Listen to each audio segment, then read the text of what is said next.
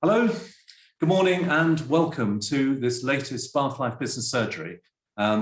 This is going to be a fascinating discussion with some provocations and stimulations. We're covering a whole load of areas with the University of Bath School of Management with Margaret Heffernan, and I'll explain Margaret's role subsequently. It's very much in conjunction with the new events taking place for entrepreneurs, EntreConf, which is next Thursday. I'll talk further about that as well. My name is Greg Ingham from Bath Life's publisher, Media Clash. Today's session, it is going to be highly stimulating. It's about entrepreneurialism, people who see the world differently, what they do for our economy, for our employment, and just the way we live and navigate our lives. Margaret Heffernan is Professor of Practice from the School of Management at the Uni of Bath. Her motto is, let's not play the game, let's change it. And you'll get a flavour of that shortly. The session will cover, amongst many areas, entrepreneurial myths, why and how to avoid being limited by external conditioning or self-editing, the power of business partners and co-preneurs, importance of mentors, and the role of universities as seedbeds and networks. Please send any questions you have and we'll try and take those during this session. You can ask anonymously if you wish or add your name, it suits. It is being recorded and will be available on our Bath Life YouTube channel this afternoon. A few updates for you. This is the second in a series of 4 Bath Life Business Surgeries with the University of Bath's School of Management. Please look out for the next ones on September the 6th, focusing on retail, and then the 1st of November on sustainability. And to mark your cards, we've also got a special business surgery on August 10th with one of our EntreConf keynotes, Anne Hyatt, talking about the parallels between the dot-com crash of 2001 and this pandemic in career terms for students.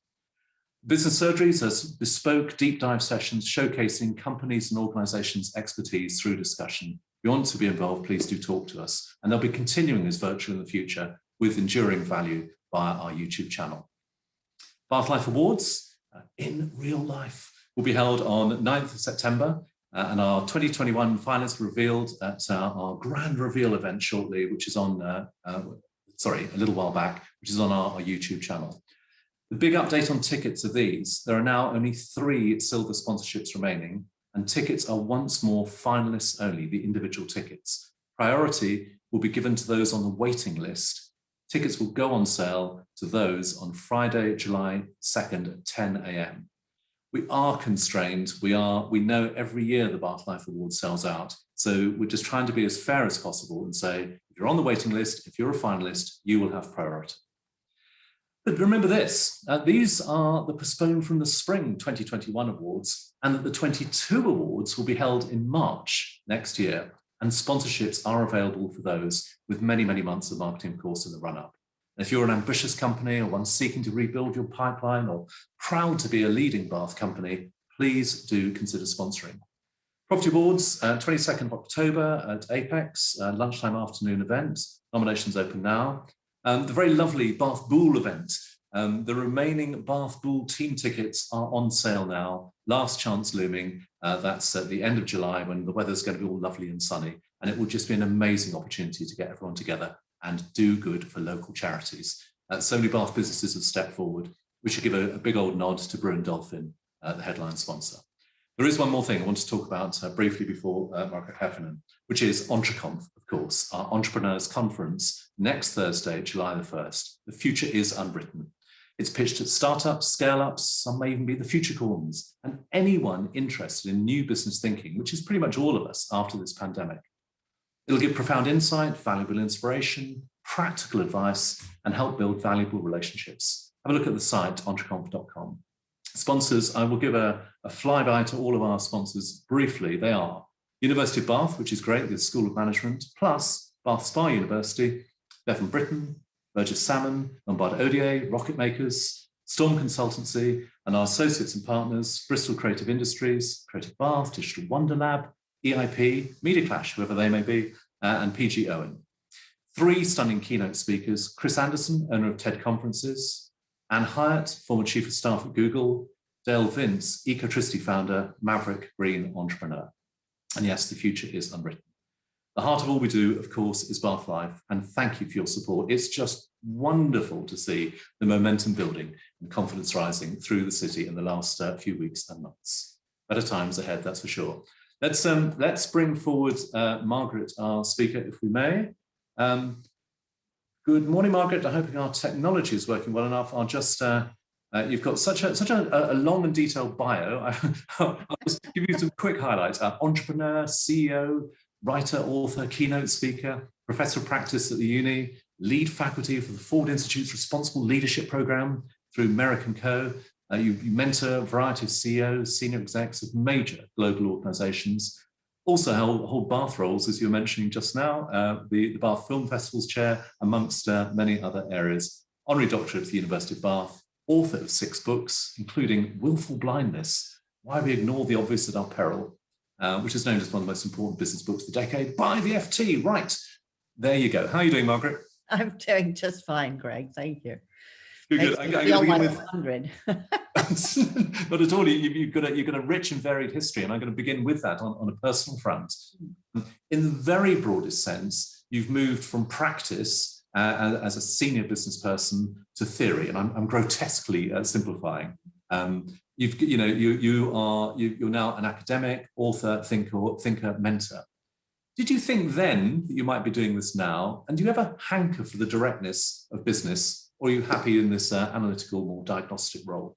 Yeah, I definitely never imagined I would be doing what I am doing today. I started my career as a dictation typist at the BBC, became a radio producer, became a television producer, ran the trade association for independent film and TV producers, then moved to the States and ran 3 different tech companies. So no, I absolutely never ever expected to find myself, writing books and good grief, giving lectures at a university.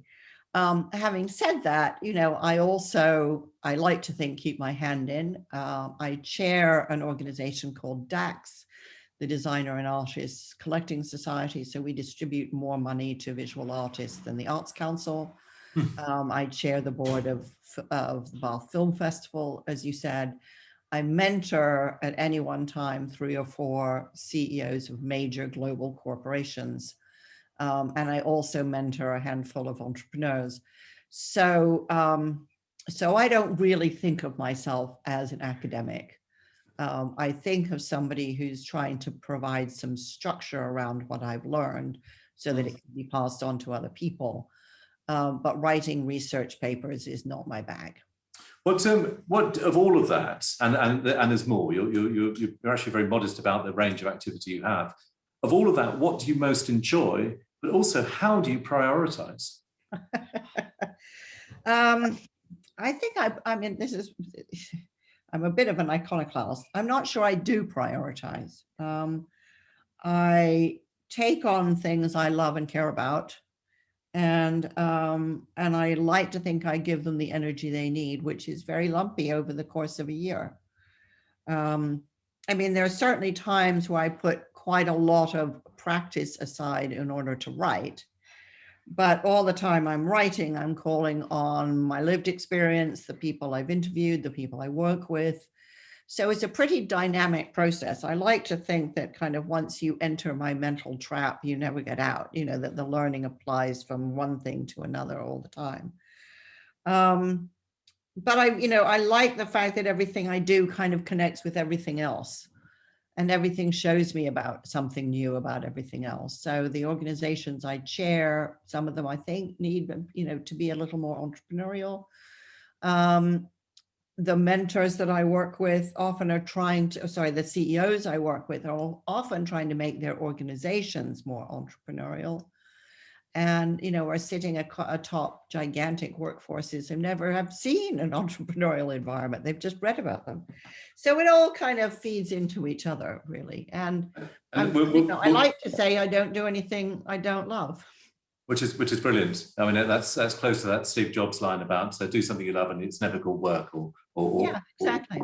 Or whatever. Your point you've touched on there about entrepreneurialism, that it's conventionally seen as startup, often meaning tech. It's a read across to that. Whereas your point is it seems absolutely right, particularly in these pandemic or post-pandemic times. We're all having to be entrepreneurial. That vogue word of pivoting. Everyone is having to figure out new ways of doing the familiar. Right. And that must be quite a challenge when you're dealing with in the broader sense, perhaps a more conservative type of company that hasn't had to risk or challenge or change? How do you approach that? Well, I think there are a couple of things. First of all, I'd say that during the pandemic, I've seen a sort of spectrum of responses to the crisis. At one end of the spectrum, I have seen companies absolutely reinvent themselves radically. And, they've just intuitively understood that this calls for a complete rethink. I've also seen companies just change on the margins, that getting a workforce to work from home is really fundamentally the only change they've made. They haven't changed their strategy. They haven't changed their thinking. They're completely tied up in knots about what hybrid work is going to look like and will it work. And I think they're still, for all that they think they've gone through a radical experience, I think they're still kind of stuck in the past. And I think they're in trouble because a lot of their workforce is not stuck in the past. Could you just put some flesh on that as a sort of something indicative about what you mean about that stuck in the past or more backward way of looking? Yeah, well, the way that I think about it is very prosaic, if you like. It's like I was planning to make lasagna and then I opened the fridge and discovered I didn't have any of the ingredients. So at the sort of conservative end, I'm substituting, chicken for beef and sweet potatoes for tomatoes. And I'm ending up with something that isn't anything really. And I'm disappointed because what I really wanted was lasagna. And at the other end, what I see is companies saying, right, well, we don't have anything for lasagna. So what are we going to make with what we've got? And it's real kind of clean slate thinking, which is the world is different. Here are the resources we have. Here's the situation that we're in. What's the very best we can do with those things? And I would say also that kind of thinking is much more radically inclusive. It's drawing on contributions from across the entire organization, not from just a little elite called the senior leadership team. So it's more creative and open-minded. And you can see why, of course, that will be, and probably sounds just this morning quite terrifying to some people, thinking, I have this expertise, I've been doing this, and yes, I've marginally changed. But the idea of having essentially a blank piece of paper, it's almost like a Rorschach test. There's somebody see a blank sheet of paper and think, yes, and others, oh my God, that's great. Well, I think, and I'm kind of not unhappy about this. I mean, I'm unhappy about the pandemic, of course, but I think this is really what we're seeing as the end of scientific management. This idea that, you forecast, plan, and execute, and then you identify people, economic units of production, and you put a job description around it, and you put KPIs and targets and all that jazz around it. And then you treat these people like little machines and you push their buttons with incentives and rewards. And it's all this brilliantly working machine. And of course, that's fallen apart now, because all of that depends on being able to predict the future, which we now know we really can't do. The experts in forecasting say that you're really rigorous. You consult a very, very, very broad range of sources. Every day you adjust your forecast in light of new information. And when the forecast, happens or doesn't happen, you evaluate it to see where you went wrong. If you do all of that, the furthest out you can see with any degree of practical accuracy is 400 days. And if you don't do all of that, which most of us don't, the window for accurate forecasting is about 150 days. So I think the days of scientific management where we did, such minute planning, I think they're done. And the one enduring truth of all budgets, and more particularly now, is that they are wrong from the split second they're agreed. It's exactly like, the people I've worked with in the military will say, no plan survives contact with battle. Yeah. But the thing is, in a lot of companies, people are more addicted to the plan than they are to reality, and they're much more informed about the plan than they are about reality. And of course, as I wrote in Willful Blindness, this is often exactly how they go wrong. Yeah, you've anticipated a question I was going to come on to, but we'll talk about now perhaps. Are we too wedded to data and the apparent certainty of numbers, budgets, projections, and too little to gut feel and interpretation? If it's not the scientific management, what is it? What is a manager now? I think a manager has to be creative. I think a leader has to be a great convener, know the right questions to ask, and be willing to listen to a very, very broad cross-section of people who have insight, creativity, imagination, and lived experience to bring to the issues at hand. I have a pal who lives in Bath, who's an academic, although at the University of Warwick, named Christian Stadler, who's just written a book on open strategy, which is a really compelling argument that instead of these kind of little tiny tight-knit teams doing strategy, we need increasingly to develop strategic plans with a broader cross-section of people, because we need to see more of the world and reflect the society that we're in. And I think this kind of loosening up, this backing away from this idea that data is everything, and recognizing that business is intrinsically a creative activity, and understanding that therefore we need cultures and people who are adaptive and imaginative, and for whom creativity isn't a chore, it's a pleasure. I think this is a really huge sea change. And as with any sea change, it's probably only best recognized in retrospect. We'll look back at this time, and that's, I'm sure many of us have been thinking of this about, what is, and I'm hesitant in asking it, but what is or what might be the enduring legacy of these times? We won't know for ages, but in terms of, I don't know, societal values softening, about the importance of businesses actually connecting with their communities, of being clear about their supply lines, or whatever the thing might be, more authentic. Do you think that authenticity point is yet more important for businesses, or are we going to broadly revert to prior ways when we can? I think the brutal answer is nobody has the faintest idea. And it's probably some will do one thing and some will do another.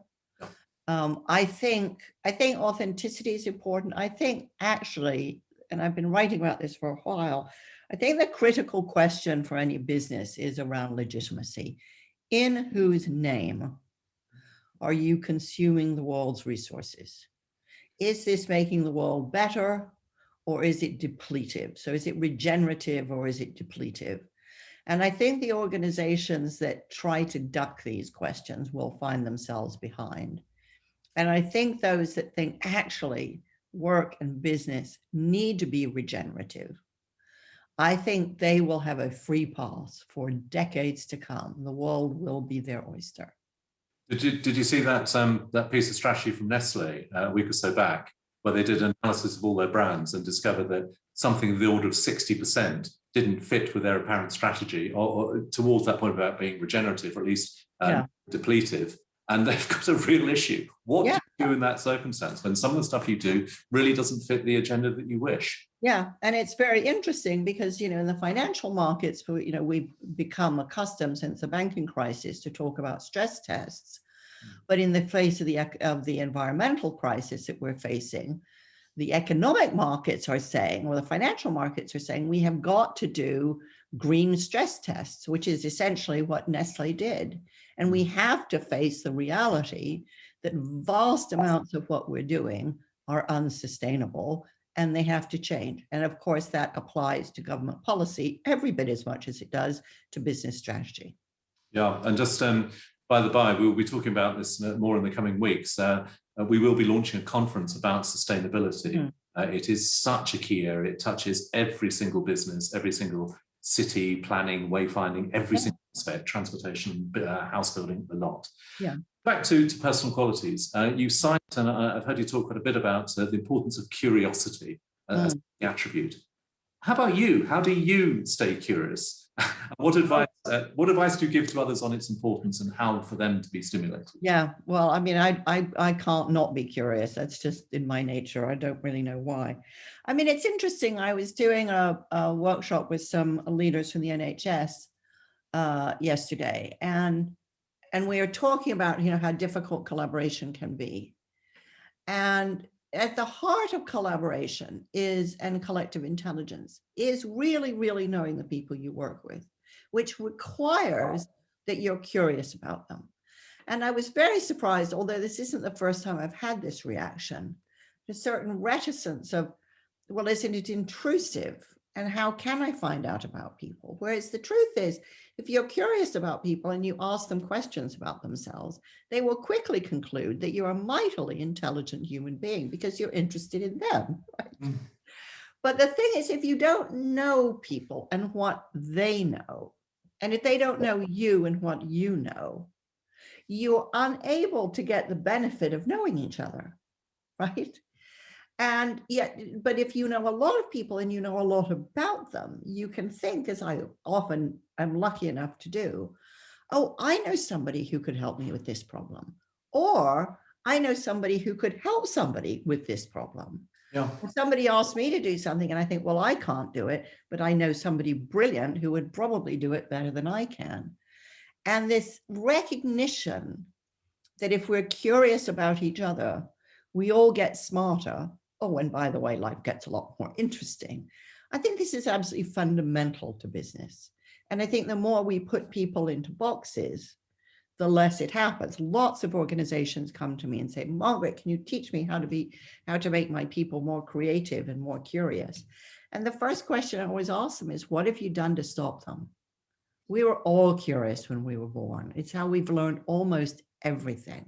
Well, just think of the number of questions, the habitual questions that kids ask, and it's almost parents. But that kids want to know, and they're soaking up information. And somewhere along the way, we've lost that desire to learn in the broadest sense. Learning is circumscribed at 16 or 18 or 21, and that's it. Whereas learning is forever.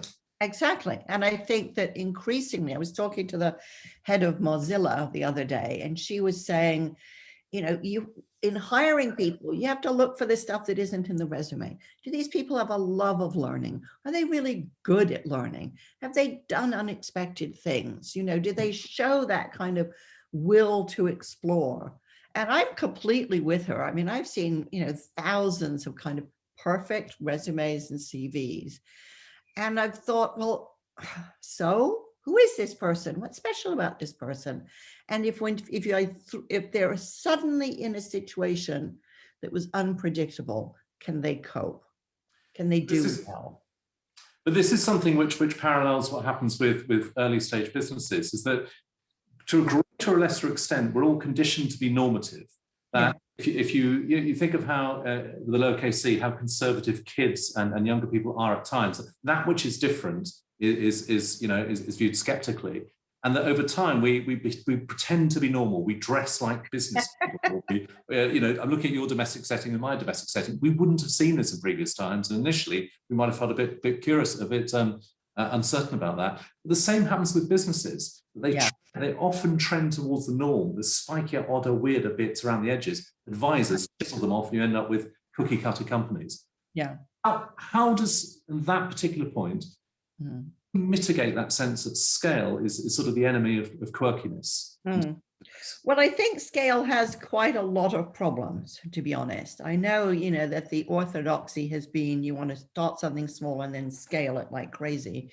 Of course, one of the reasons that we're in the gigantic ecological mess we're in is exactly because of that. So I'm not opposed to scale, but I am a scale skeptic, which is, I think it's a much more complex issue than people typically think. But you're absolutely right. It has a homogenizing impact. And in my book, A Bigger Prize, I wrote about this because, you know, economists argue that it's competition that foments diversity. But actually, there's a lot about competition that foments conformity. You know, so you can look at, you know, one pharma company makes a anti-male pattern baldness drug, and then they all copy it. You know, they change it just enough to have a new patent, but it's the same thing. Similarly with Viagra, similarly with antidepressants, you know. Meanwhile, over here, there's this gigantic problem called antibiotic resistance, and nobody's touching it with a barge pole. They're all clustered around the same stuff. And you see this in markets all the time. So like all our phones look exactly the same. You know, I mean, they don't have the same plugs, which would be helpful, but they all look the same. They're all about the same price point. And that, of course, is always where there's the opportunity for an entrepreneur, which is when the market has become dull and boring and conformist, because that's, you can be sure It's the moment that people are hungry for something else. And I remember I've written many times about this rather wonderful company Method that makes, home care cleaning products. Sounds like a really banal category. They were launched in the middle of the tech crash at the beginning of the century. And they were very creative in terms of inventing things that were ecologically sound, smelled gorgeous, and looked beautiful. So you wouldn't want to hide them under your sink in the kitchen. They got access to huge mainstream distribution in the middle of a recession because they were the only people in town with anything new. And there's a whole history of huge companies, including, Dell and Microsoft, begun in recessions or economic downturns because they saw that actually the market had become homogenized and staid and stuffy and dull and didn't speak to an appetite for something fresh and different and interesting. And maybe to that legacy point, that maybe with the benefit of hindsight is what we'll look back on this time as potentially the golden age of entrepreneurialism, precisely because those tectonic plates have shifted. We're all to think differently. Our values have changed, whether markedly or minorly, and it gives opportunity. You buy that? Well, I am by nature an optimist, so I hope so. And I hope we don't forget some of the wisdom that we've acquired in this period, because it would be tragic to go through something so traumatic and not come out with something productive. Yeah. So onto this debunking of myths. You're a very powerful debunker of myths about entrepreneurialism. Yeah. Which are some of the most pernicious or limiting, do you think? Yeah.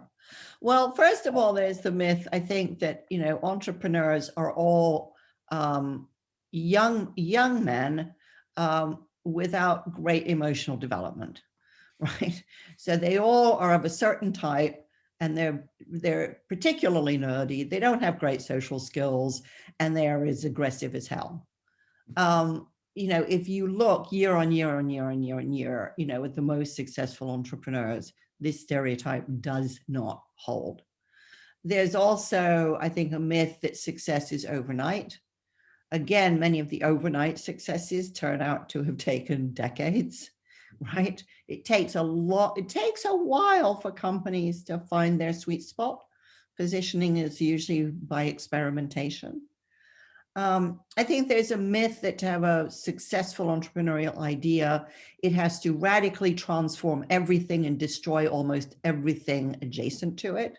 It's complete rubbish. I've seen huge fast growth companies around the world in very conventional spaces simply doing something better. It isn't about, rewriting the whole consumer universe. And I think, there's also, I think, a very damaging myth about entrepreneurship, which is the people who go into it are just motivated by money. And if they don't make billions, then they're meaningless. The truth of all economies is that they rest on millions of smaller entrepreneurial organizations, which can adapt very much faster than large corporations and are the kind of ballast of every national economy. So just to reframe that last point, you're almost saying, not quite, but almost saying, work out what your definition of success is and have success on your own terms. It does not have to be, and probably can't be, the conventional huge pot of cash, the exit, the yacht, right, whatever. And nor should we be conditioned by that, because that of itself is self-limiting. Because if that's the outcome, then doing X, Y, Z won't get you there. So it then becomes a limitation. Yeah. Is that one of the limitations? I think that's right. And it's interesting because I've worked with a number of entrepreneurs who have, they've gone through the kind of typical thing of trying to find the sweet spot. And then they have, and then things have really started to take off. And then they've done something super courageous, which is they've realized they've grown so fast that actually the whole company is very fragile. And they have chosen a period of time in which they are not going to grow. They're going to consolidate. And that has saved their bacon because, they were hyper growth is kind of every entrepreneur's dream. And then when they get it, it's every entrepreneur's nightmare. I've lived through this, so I speak with, some wounds and pain. And so this notion that, no, it's just this kind of total acceleration, I think and you do that in pursuit of valuation, I think is very damaging. And I think we've seen some really pretty toxic companies grow out of that myth. And, this may be heavily oversimplified, but to some extent, that sounds like a pretty macho characteristic. It's about how at least some men drive, for example. Almost literally the metaphor is the reality. Men drive faster than women. They take more risk in cars, and it's toxic, dangerous. It may be exhilarating, but it's problematic. And it's maybe a period of time you grow through. I think that's sort of true, but, just as you said that, I thought of Theranos, which was one of the world's greatest frauds in this kind of extraordinary growth of a blood testing company that completely crashed and burned, which was run by a woman. So I don't really buy the notion that kind of women have some inherent saintliness that, protects us against all these macho ills. But I do think that there is much about the perceived culture of entrepreneurship, which is specifically male and specifically macho, which is very discouraging for women, and which reinforces the extreme reluctance of venture capitalists to invest in female-owned businesses. Let's talk about that. There's that piece of the research from UBS that I think it's single-figure percentage number of total funds are invested in female entrepreneurs. They're fundamentally more limited through access to capital at one end, and maybe prejudice about their ideas not quite being taken seriously enough or not being recognized as business models. Men judging women, which is what it is. Centuries of patriarchy is the context, of course, but how might this improve? You say you're an optimist. What's going to happen to improve that? Well, I think we are seeing, both in the corporate space and the entrepreneurial space, we are seeing more female leadership. There's a growing body of evidence, most strikingly accumulated by McKinsey, as to the greater effectiveness of female leadership and the greater investment returns of companies run by women, or with a more significant presence of women in decision-making roles. So I think that tide is sort of starting to turn. I mean, I also know too many women who've built very successful companies and in seeking investment have been asked by potential investors, would they be prepared to stand down so that a seasoned leader, which is code for male leader, can take over. But I think it is changing. It's not changing nearly enough for my taste. When I was running tech companies in the US at the end of the last century and the beginning of this one, I think the first 6 years I was doing that, I didn't know a single female tech CEO. And by the time I finished doing it, I knew 3. Now, you could say that's a 300% increase. The law of small numbers, that doesn't count. But boy, you're starting from a very, very, very low base. And I think this is, frankly, that venture capitalists absolutely are captivated by this notion of the young, geeky guy. And if you don't fit that rather outmoded stereotype, they don't think you can do it. But isn't that in part, it's for VCs, anyone in that value chain, it's a period of time. You're there to spot, invest, flip, and you've got a 3-year period, 5-year horizon, whatever it might be. And when you don't even go into something without thinking, how do I get out of it? If I've got something which fits an archetype, which I think others in my value chain will buy into, so the thing is self-perpetuating to some extent. I agree with you completely. And I think that, I'm a very big believer in knowing what your exit strategy is. I'm not a big believer in flipping companies any more than I am in flipping houses. I think if you want a really successful economy and a really successful community, you need some staying power. And a huge amount of value in entrepreneurial businesses is created not in the first 5 years, but the second 5 years. So I think we need to kind of get off our adrenaline addiction and recognize that if we want to build something legitimate that delivers value over time, maybe speed isn't everything. And I say this as somebody who used to have on the wall of my office when I was running tech companies, I think it's a Hunter Thompson quote, faster, faster, faster, till the love of speed overwhelms the fear of death. I have to say, in my advanced age now, I would take that poster down. Well, greater rejoicing is there in heaven over a sinner who repenteth. Exactly. There's another quote and from a much less cerebral person than Hunter S. Thompson, Rupert Murdoch, who said, and this is about 20 years ago, but to some extent interesting to think if it still holds. He said, in this economy, larger will not necessarily beat smaller, but faster will beat slower. Yeah, not always. Not always. And, there's a myth around first mover advantage, which, Google pretty spectacularly defies, right? Google's the last search engine, absolutely by no matter of means the first. I don't know. I mean, if you're fast and crash and burn, not so. I mean, Theranos, people are already making very, very successful blood testing companies.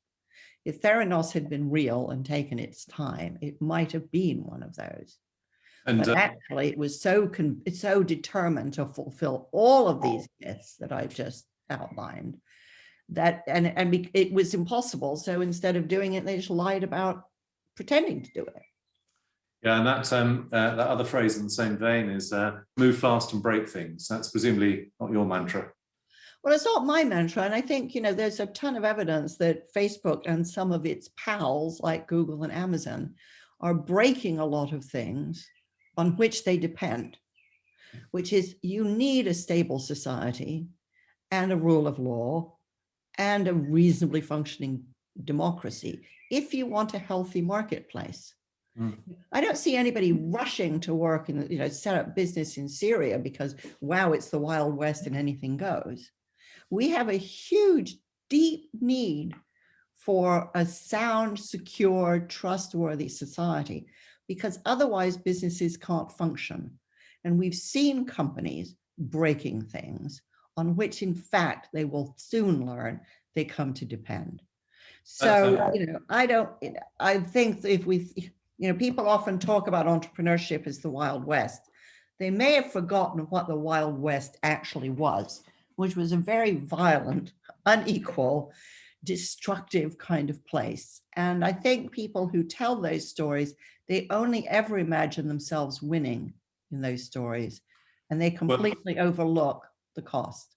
Well, and related to that, history is told by the successful, and it's exactly the same with so many business books. It's all from the top of the pyramid, the top of the tree. I have reached this, and how it's been achieved is stories rewritten from the basis of being up there, not the grunt that's gone in. I think that's a really great insight, but I'm happy to say I think that's changing. I mean, when I wrote Willful Blindness, I thought, this is not a book about business glory. In many ways, it's a book about organizational, personal, and commercial fiascos.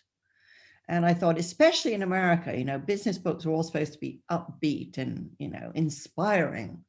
And I thought, so, I don't know, this may be too countercultural for most people. I mean, it's been selling very, very well ever since it came out in 2011. As you've said, people all over the place have praised it and so on and so forth. And I think there is a real shift in tone in business writing, which I'm very, very thrilled about, which is more critical, asking better questions, being much more challenging of received wisdom, and a recognition that, yes, while there's much in business that's been very successful, there's also much that we should be ashamed of. And you have to look at the whole picture, not just the happy parts. When you talk about challenging received wisdom, one of the sort of Drucker-esque approaches that you measure everything, and related to measuring is researching, I guess. Thinking back to the point about scientific management, are you an advocate of researching before or after a launch, or indeed at all? Well, I think you have to research all the time. I mean, the great thing is once you've launched a product, you have customers and they become your research group. Although if you listen only to your customers, that's going to be a mistake, because you need also to listen to the people who are not your customers. They're the bigger group after all. Yeah, exactly. I mean, it's interesting, my tech companies, I didn't do a lot of research. They very much grew out of the stuff I was learning, both from customers and from non-customers. So I think, I mean, it's interesting because at the University of Bath, we ran a sustainable startup challenge, where a huge group of students, had to come together with pretty rough and ready business plans for sustainable businesses. And I would say that the weakness of those was that they copied lots of existing things, and they really did not understand the people that they thought of as customers. So a lot of them were very well intentioned and looking at, serving ill-served people or people who were suffering from particular disadvantages. But I don't think any of the students had talked to any people like that and actually asked them, what do you want? What do you need? What does your life not have? Where are the pinch points in it? And so I do believe in research, and I particularly believe in talking to people. I chair an organization who's, that's dealing with all the stuff about going back to work. And the CEO was saying, well, we're going to do some surveys to see what people want. And I said, oh, please don't do surveys. Talk to people. You'll get numbers. You won't know what they mean. The numbers won't tell you anything. So you'll fill them with your assumptions. Bring people together and get them to talk to you. And I met with her earlier this week in London, and she said, oh my God, I'm so glad you saved me, because the stuff we learn talking about how people have been working, what they want, what they hate, what they love, the emotion of it, the complexity of it. She said you could not ever, ever, ever in a million years capture that in numbers. And I think we have fallen for a really kind of cheap lie that we are only data and that data can express everything. And I reviewed Gillian Tett's new book, Anthrovision, for the FT last weekend. And she's fantastic on this subject. And she says, point blank, and she's completely right. Data will tell you what, it will not tell you why. It will not convey meaning. And if you want to run your business in a meaningless way, good luck to you. But, there's a kind of fundamental thing about business, which is it's about people, because customers are people. And if you don't talk to them and get to know them, you're flying blind.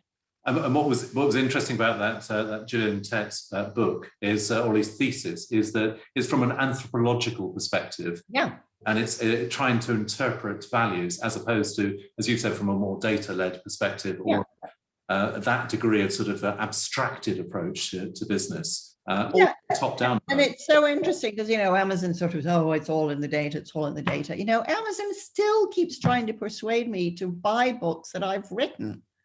I mean, this is ridiculous, That's just crap algorithms. I mean, the principle's right, isn't it? If you like this, you might like that. It's okay. Right. But it's not perfect. And I think, all of the language around metrics is this is how you get to the perfect profile of the person so you can sell them exactly what they want. I was interviewing another author, fantastic Lebanese author named Amin Malouf the other day. And as I was preparing for the interview, I thought, how did I encounter his writing? He wrote a fantastic novel called The Disoriented. And I realized I found it wandering around toppings, right? One of my favorite places on earth, right? But nobody tried to sell me the book. There was something in the blurb that just touched something that was on my mind at the moment. And it's a fantastic book. And now I've read most of his other books. I didn't need an algorithm to do that. I needed toppings to do that. Yeah, that sense of serendipity, randomness. I'll come on to that in a moment because I want to talk to you about, or ask you about, luck. But I just want to bring in a comment from Sally Coulden of Red Dog Glass Design. It's an observation. It's this: I'm part of a very fast-growing female entrepreneurial community We are Radical, spelled Radikl. So there you go. We launched a campaign to lobby government on supporting the Funding for Women campaign, #over being underfunded, which is a clever hashtag. Right. It's already, and we're starting to get the right people listening and acting. Very exciting. Winds of change are here. So she's clearly both an advocate and an optimist. And she's, I'm sure, benefited from your comments earlier. Sally, thank you for that. We will include that in the comms after this about that campaign. So if our marketing team are watching, if we can pick up that hashtag and promote that, act as a bit of an echo chamber. Let's come onto luck. That one of the myths, of course, of entrepreneurialism, which you've touched on, is the only begetter, the grand man, and it unfortunately typically has been the grand man, the against the odds, the heroic, whatever. And the four-letter word luck rarely appears in the lexicon. Yeah. You place luck on the list. What examples have you seen of that as a driver of value or creativity? Yeah. Well, I think luck is important. I mean, I've certainly been lucky in some of the people I've met, in some of the people that I've hired, for sure, in some of the kind of weird accidents that happen in life. But, people who study luck and try to understand how it works generally conclude that luck is about being observant, which I think is really interesting. So that you can do an experiment, and there's the pound coin on the street. And, they'll send lots of people down the street, and some people will notice it and some people won't. But it was there all the time. So I think a lot of the lucky people I know, I would describe as curious, observant, constantly scanning. They're very alert in the sense that if they're in a place where they're not looking for anything in particular, they're still noticing. They're fantastic noticers. And they have brains that are a bit like street sweepers. They kind of sweep up everything. And then they're constantly filtering through that to say, what does it mean? Where are the patterns? What do I know? And as a consequence, they have what to other people might appear to be all sorts of random stuff whizzing around in their heads. But they just know more, and they notice more. And I think that's the really critical piece to luck, which is when you meet somebody who's really interesting, not being so preoccupied with your own world that you fail to talk to them. Or not noticing when somebody says something to you that they've just kind of dropped a piece of information that really matters. And I think the people who are lucky are just superbly observant. Yeah, that's I'm briefly thinking on a personal basis, having begun as a literature graduate and then a journalist, that sense of interpreting, trying to understand, watching, observing.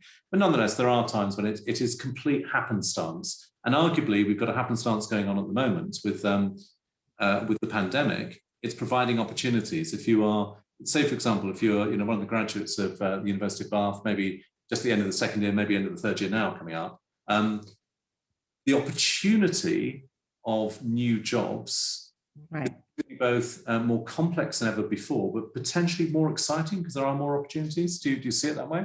Yeah, I think that's right. And I think that, I mean, I have two children at the moment in their 20s, both pretty consistently job hunting. And, and I think what constrains them is thinking they know exactly what they want and not being prepared to wander around enough and just explore for a while and to think more broadly. I mean, we've been brought up on this whole kind of thing that we kind of, we forecast what job we want, we plan how to get it, and then we do it. And what I noticed about most people in their 20s is that usually the thing they planned for turns out not to be what they end up doing long term. In other words, they thought they'd like it, which is fair enough. But then when they did it, they discovered that they didn't. So I think it really pays to be more discursive, more exploratory, but also always be prepared to tell people, this is what I'm looking for. Do you know anybody? Because, my experience both as a giver and a recipient is that most people will help if they can. So as you're being willing to say, I'm looking for something like this, or do you know anybody who does that? I think it's really important, and being open-minded to what you hear. Because, I guess I observe, my daughter's very discursive and exploring lots of things, and she's never out of work. And my son is very, very, very focused and very frustrated, because there's not much compromise in his approach. And, the jury's out, right? Life is long. But I think for anyone, actually understanding how to talk to people in a way that you learn about them is just, that's a gold mine. And if you're prepared to do that with fellow students and anyone else that you meet, your brain's going to be much more full of ideas about people, markets, customers, what are other people doing? Where are entrepreneurs? What are the interesting new companies? I mean, all of this information is out there to be found in a conversation. And as with the point about companies or entrepreneurs seeking to understand what they want and seek success on their own terms, exactly the same applies to younger people in early stage careers. You do what you most want to do. Don't do perhaps what your parents have steered you to, or school careers officers or uni career officers necessarily. It's up to you. It's your life. Take responsibility. I totally agree. But I think what's really interesting is that often what you most want to do isn't what you thought it was. Yeah. So I have a friend who's a young woman who her whole life, all she ever wanted to do was to be a doctor. So she became a doctor and then discovered she really didn't like patients. Right? That doesn't tend to help. A bit of an occupational hazard, almost literally. Exactly. But that's okay, because now she's doing medical research. So, I'm a big believer that all of the jobs that we take are kind of experiments. I started off at the BBC working in news. I hated news, but I really enjoyed dramas and documentaries. So it was great. I was in a place where I could make that kind of move. And I think, people often comment on how many careers I've had. I think that may look strange to some people. I think most people are going to have 2 or 3 careers. We're going to live a long time. We're going to be healthier than we've ever been. And I think we may end up in industries which start off really great, and then maybe we don't like where they're developing, or we do startups and then we do large corporates and then we do startups again, which is what my CFO did. Fantastic kind of CV of lots of power and influence in a startup, lots of detail and process in a large corporate. I mean, she had the most beautiful resume I've ever seen. So I think the really important thing is to be open to what you experience, be honest with yourself about what you like and don't like. And I think the great thing is that whereas, say, in my parents' generation, if you joined a firm, it was expected to be for life. Yeah. Nobody expects that now. The linearity of jobs, let alone a company, but even a sector, and there is a stat, you'll probably know it better than I do, about the proportion of jobs that 20-year-olds will be working in their 30s of companies that don't exist at the moment. It's an extraordinary number. The future is unwritten, to use one of our own tag conf, of course, as well. And I think that's why it's really important to be good at change. And to learn from our own experience of change. What makes it easier, what makes it less painful. What are our own personal sources of resilience? I was going to ask about resilience. I'll come back to that in just a sec. But you talk about learning. There's a lovely comment from Stephen Daniels. I'm sure you'll be happy to hear this. Absolutely loving this. Thank you. I've asked on LinkedIn to connect with Margaret, so look out for that one. I'm so enthused by what she says, as it really rings true with me. From only young entrepreneurs to women entrepreneurs, investors, business plans, curiosity, so much. The street sweepers now is me. Fantastic. So not just a fan, but it's an insight and it's a benefit. And we all learn from that. And I would hope many people have learned a great deal from this. And we are coming towards the end. I want to come on to resilience. In many ways, you're about to touch on is the sort of sine qua non of entrepreneurs. Is it more like height, that it's typical of you, or is it more like weight that you can actually do something about? It's definitely like weight. I mean, I've written about resilience a lot. You know, from a business perspective, I think that there are two sources of resilience, and actually they may be not dissimilar in one's private life.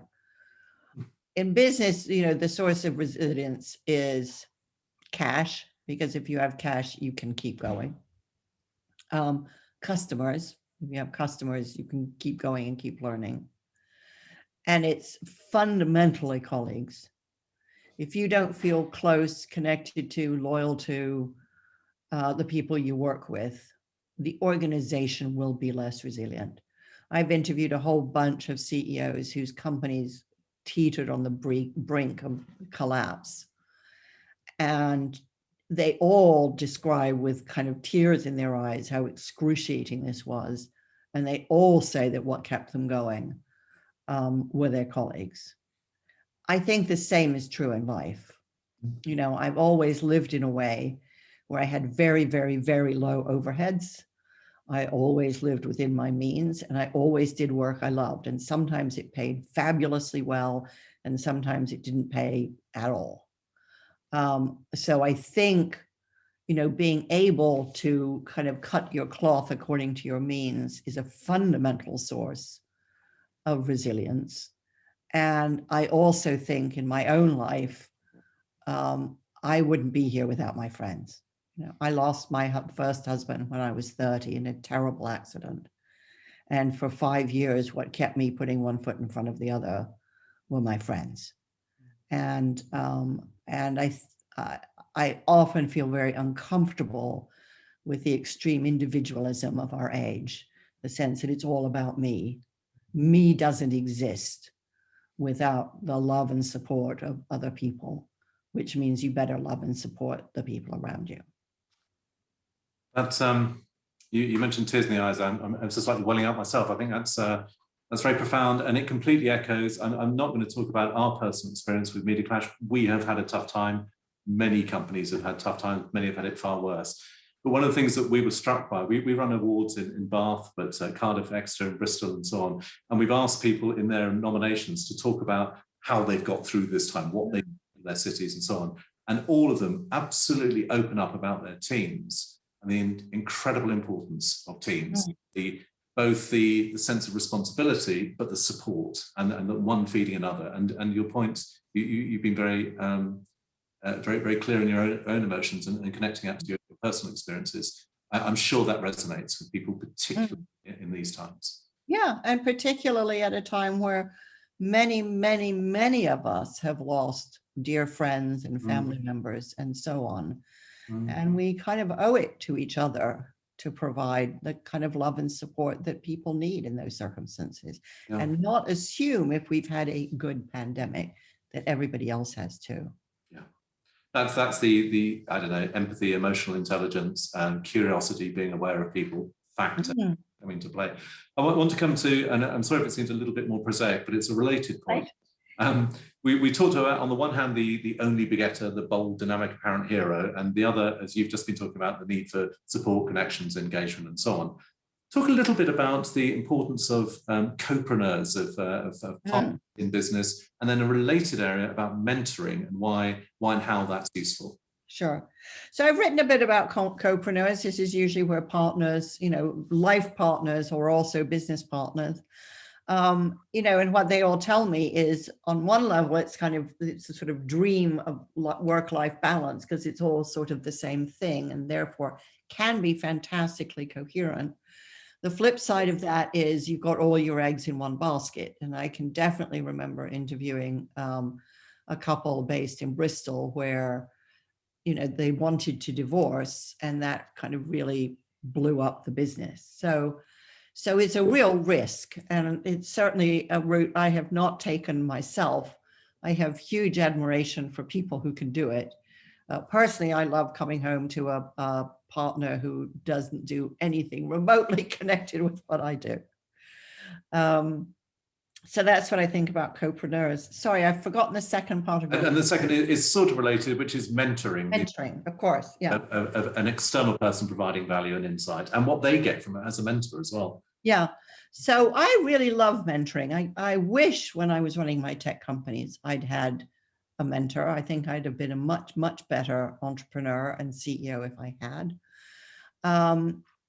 I think that, I think that for me, the distinction between coaching and mentoring is that mentors have been there and done that, which for me is really fundamental. I know it isn't for everybody, which is fine.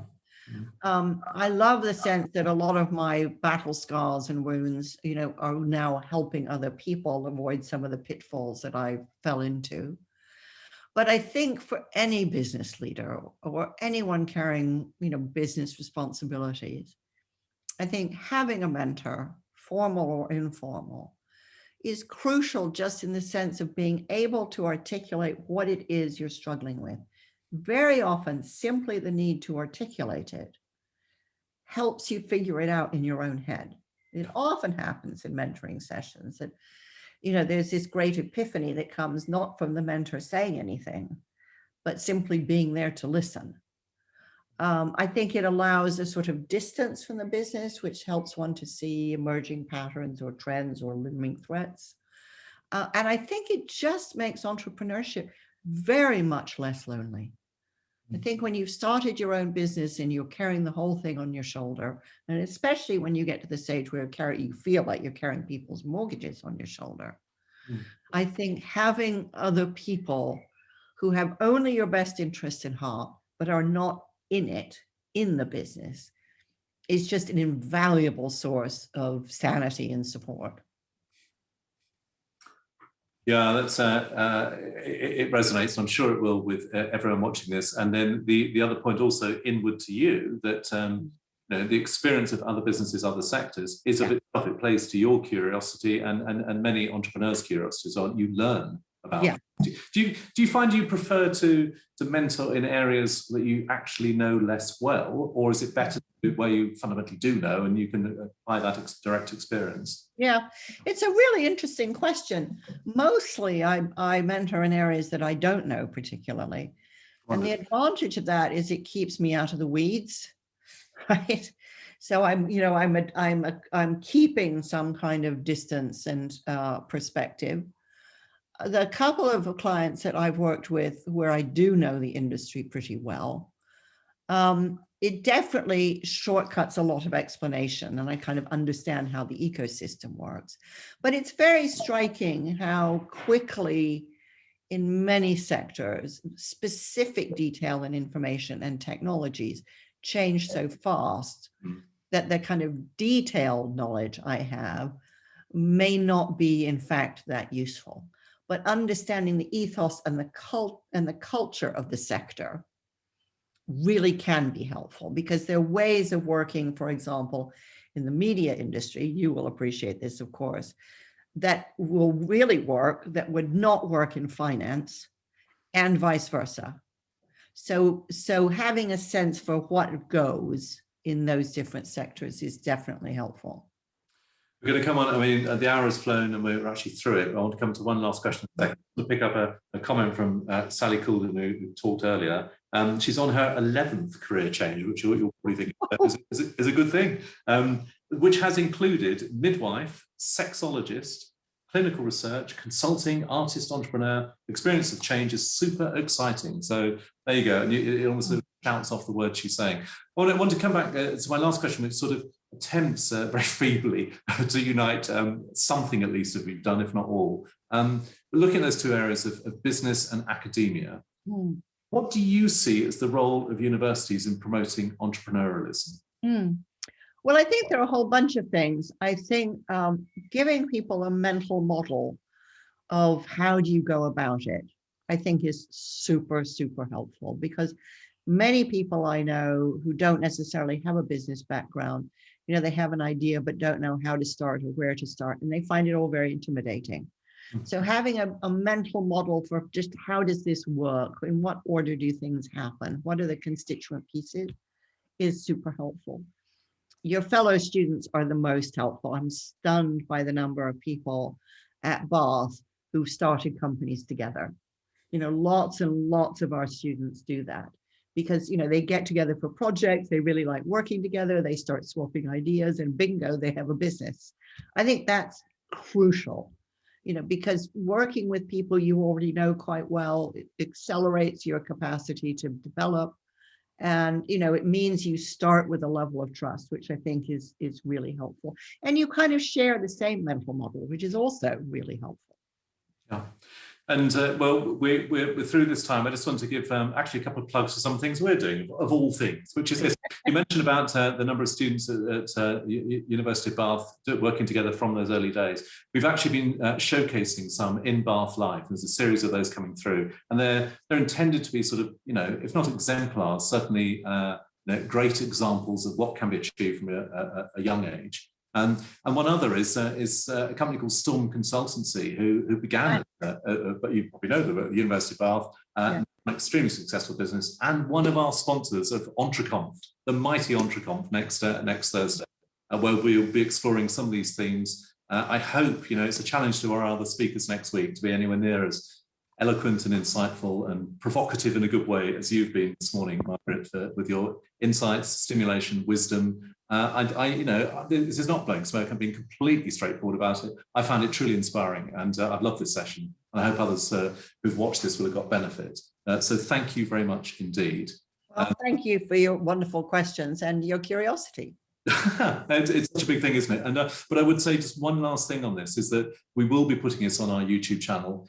Please, if you've had enjoyment from this session and you value what Margaret's had to say, just share that link to others, that others will benefit from this. And there's no commercial benefit to us at all. It just is smart thinking, which can benefit anyone, any stage, anywhere, any business. It's as big as that.